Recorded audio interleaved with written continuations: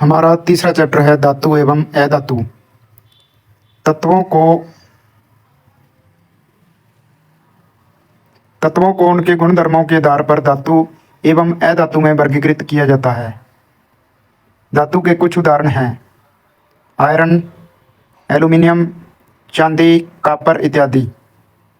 अधातुओं के कुछ उदाहरण हैं हाइड्रोजन, नाइट्रोजन, सल्फर, ऑक्सीजन। अब हम भौतिक गुणों के आधार पर धातु अधातु में अंतर करेंगे। पहला है धात्विक चमक के आधार पर। धातुओं में चमक होती है, वे चमकदार होती हैं, परंतु अधातुएं चमकीली नहीं होती। आयोडीन इसमें अपवाद है, आयोडीन चमकीली होती है। दूसरा अंतर है कठोरता। सामान्यतः सभी धातुएं कठोर होती हैं, परंतु लिथियम, सोडियम, पोटेशियम ये मुलायम होती हैं, चाकू से आसानी से काटी जा सकती हैं।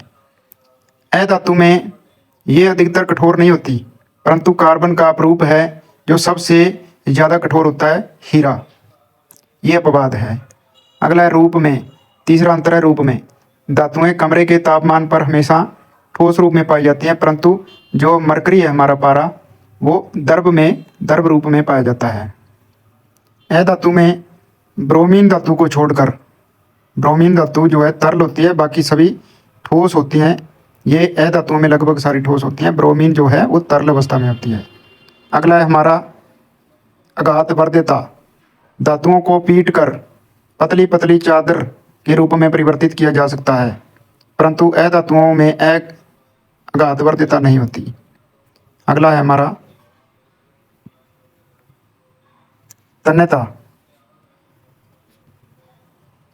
धातुओं को पतली तार के रूप में खींचा जा सकता है, यानी इनको पिघलाकर लंबी लंबी तारें बनाई जा सकती हैं धातुओं को, परंतु अधातुओं की तारें नहीं बनती, ये तन्य नहीं होते। छठा है विद्युत व ऊष्मा के चालक।